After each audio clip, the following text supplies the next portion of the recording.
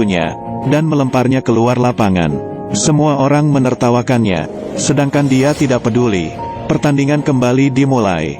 Ia perlahan-lahan memejam mata, lalu membukanya lagi bersiap untuk mulai. Menggiring bola, menerima dengan lutu. Dia melewati beberapa orang. Kemudian ia menjempit bola dan lompat. Perlahan-lahan, bola pun masuk. Semua orang tidak percaya dan terbengong. Saat itu orang-orang juga tidak ada yang kepikiran. Orang yang ditertawakan ini seorang yang berbakat. Dengan begitu kehidupannya pun berubah. Kehidupannya pun dimulai. Dia bernama Pele. Ini bukan nama aslinya, tapi karena sekelompok orang ini menertawakani, lalu memberinya kata panggilan. Mereka sering membulinya, mempermalukannya. Pada akhirnya dia tidak bisa menahannya lagi. Ini pertama kalinya ia berantem dengan orang lain. Terlahir di keluarga yang miskin. Dari ujung jalan hingga akhir jalan, sepak bola adalah satu-satunya hobinya. Tahun ini, tim berhasil masuk ke pertandingan dunia. Seluruh negara penuh harapan. Sayangnya mereka tetap kalah. Ayah menangis. Dia juga menangis. Dengan tegas, ia berkata dia bisa membawa Brasil untuk memenangkan pertandingan. Anak memiliki impian yang tinggi. Tidak lama kemudian, dia meminta ibunya untuk mendaftarkan ia untuk ikut lomba. Ibunya tidak mengizinkan dia bermain sepak bola, karena dulu ayahnya adalah seorang pemain sepak bola. Lalu akhirnya lututnya terluka, dan sekarang menjadi tukang bersih. Ibu tidak berharap dia mengikuti langkah ayahnya, tapi ia tidak bisa dipengaruhi. Demi membeli sepatu bola dan mengikuti lomba, mereka mencuri kacang di pabrik, dan sembunyi dari kejaran pekerja. Dia bersama teman-temannya sembunyi di sebelah sungai. Hujan sangat deras, dan tempat persembunyiannya roboh. Untungnya mereka berhasil keluar. Temannya terjatuh ke dalam tanah. Dia sangat menyesal, karena dia bersikeras untuk mengikuti lomba. Dia merasa dirinya telah membuat temannya meninggal. Karena itu pun dia menyerah. Untuk menghibur anaknya, sang ayah memetik sebuah mangga, lalu menggunakannya jadi bola.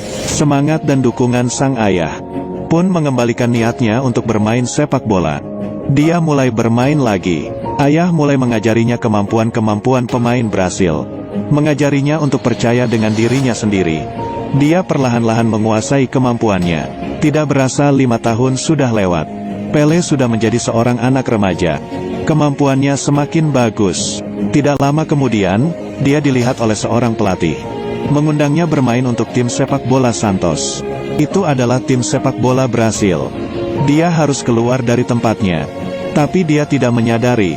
Tiba di tim, pelatih hanya memperbolehkan memainkan sistematis Eropa. Cara bermainnya tidak diperbolehkan oleh pelatih. Dia tidak ada di tim profesional. Juga tidak ada di tim remaja. Dia diatur ke tim anak kecil. Dia tidak terbiasa dengan cara bermain seperti ini. Hingga menendang bola pun meleset. Perlombaan 0-3. Dia pun tergelincir dan terjatuh. Dia terbayang melihat ayahnya, lalu berdiri. Kemudian ia menggunakan kemampuan yang diajarkan ayahnya. Saat itu semua orang pun bengong. Di lapangan rumput hijau, Pele perlahan-lahan melompat, menerima bola dengan dadanya, lalu menghentikan bola. Dia tidak memedulikan pelatih yang sedang berteriak di luar lapangan. Menyerangnya sendiri melaju ke depan, menghadapi 3 lawan pemain. Kemudian ia melompat, dan melempar bola tinggi, membuat semua orang tidak percaya dengan yang mereka lihat. Dia di tengah udara, menggunakan kakinya, menendang bola dan masuk gawang. Saat itu dia pun menjadi pahlawan. Ekspresi pelatih pun berubah. Dia mengira pelatih akan memarahinya. Tetapi, sekali lagi, mendapatkan kepastian dari pelatih, dia pun melakukannya lagi. Perebutan bola yang sengit. Seluruh lapangan menjadi tempat tampilannya. Satu pertandingan sudah masuk 4 bola. Dia mulai terkenal. Setelah pertandingan musim, tim anak kecil, dan ia yang tidak terpilih. Sekarang pun langsung naik ke tingkat 3. Dari tim anak kecil, ke tim remaja, lalu tim profesional. Segala pemain ia temui, segala cara permainan. Dia menjadi raja di tim profesional. Nama Pele disorak orang dengan keras. Tidak lama kemudian, ia masuk ke tim Brasil. Tapi dia sama sekali tidak terpikir. Pelatih tidak mengizinkannya melakukan kemampuan Ginga. Perlombaan tahun 1950. Mereka kalah karena Ginga. Di akhir pertandingan, Ginga menjadi aib untuk semua orang. Negara merasa dipermalukan karena hal ini. Pelatih pun memutuskan untuk tidak memperbolehkan hal itu terjadi. Dia menjadi pengganti, ingin memulai, harus mengalahkan Jose, saat itu yang membulinya, dan memberinya julukan Pele. Tidak boleh Ginga, dia mengalami goncangan. Dan goncangan ini, membuat pandangannya di selama lapangan. Tidak hati-hati melukakan lututnya. Dia menjadi bahan berita di TV. Dilihat banyak orang. Tidak lama kemudian, dia membawa lukanya ke Swedia. Perlombaan dunia di Swedia tahun 1958.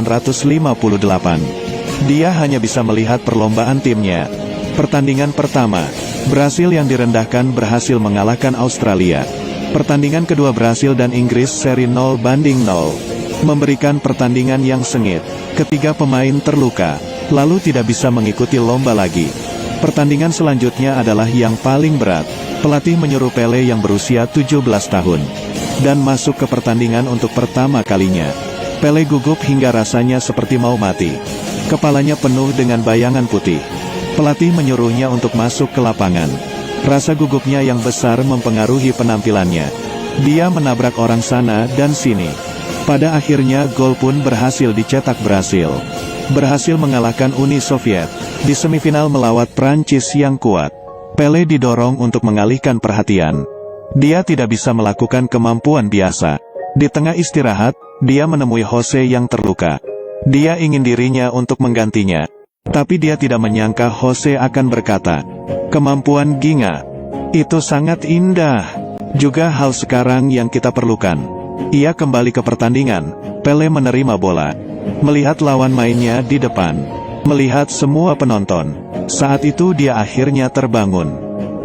Pertama kalinya Pele mengikuti pertandingan dunia. Semua orang menertawakannya. Menertawakan dia kerdil. Mengatakan dia si pendek. Sedangkan dia tidak memedulikannya. Di pertandingan, Pele mulai bangkit. Dengan kemampuan Ginganya, ia melewati lawannya satu persatu. Lalu menendang bola, melayang di udara, dan menendangnya. Saat itu tidak hanya orang yang di depan TV, tapi juga tim pemainnya. Semuanya bersorak. Muka orang Eropa yang sombong pun kecewa. Mereka hanya bisa menerima nasib ini. Kemudian, memulai lagi. Semua muka mereka tidak percaya. Belum juga kembali ke kesadaran. Pele sudah memasukkan bola lagi. Dengan satu tendangan, bola masuk ke gawang. Penampilan pendek selama 25 menit. Sekelompok orang yang sombong ini berasa seperti tertampar. Brasil yang direndahkan mengalahkan Prancis. Berhasil masuk ke perlombaan dunia. Lalu melawan tim pemain raksasa. Tidak peduli pengalaman atau kemampuan. Tim Swedia lebih unggul. Tidak ada yang merasa bahwa mereka akan memiliki kesempatan untuk menang. Ayah berkata kepadanya, "Jangan terpengaruh oleh mereka. Harus mempercayai diri sendiri. Percaya dengan timmu." Demi membangkitkan semangat tim, Pele memberikan saran untuk menendang bola ke atas. Mereka mulai menendang bola, dari restoran hingga dapur. Adegan ini, tim Brasil ini pasti sudah gila. Pelatih juga mulai tersentuh. Dia melepaskan semua kemampuan bermain, dan menyuruh para pemain untuk bermain dengan cara kemampuan mereka sendiri. Melakukan kemampuan yang paling mereka kuasai untuk memperlihatkannya ke dunia. Perlombaan pun dimulai. Banyak penggemar yang melihatnya dari TV. Mereka sangat menanti-nantikan perlombaan tim Brasil. Setelah peluit ditiup, Pele menggiring bola dan dihalang. Tim Swedia menyerangnya dan merebut bola, lalu menendangnya, dan duluan mencetak gol. Orang-orang Eropa bersorak. Mereka berpikir Brasil pasti akan kalah. Tapi di saat itu, Pele mengangkat kepalanya dan melihat ke sudut panggung. Banyak orang. Itu adalah tempat untuk orang Brasil. Saat itu semangat Pele pun berkobar. Orang yang merendahkan mereka akan memperlihatnya ke dunia dan semua orang. Pele melewati lawan-lawannya dan menggunakan kemampuan Ginganya, melewati pemain, dan dari belakang menendang masuk gawang. Muka orang Swedia tidak percaya. Saat itu orang Brasil bersorak. Pele yang berkobar membangkitkan kepercayaan timnya. Selanjutnya bola kedua, bola ketiga, bola keempat. Bola kelima. Semua orang berhasil berlinang air mata.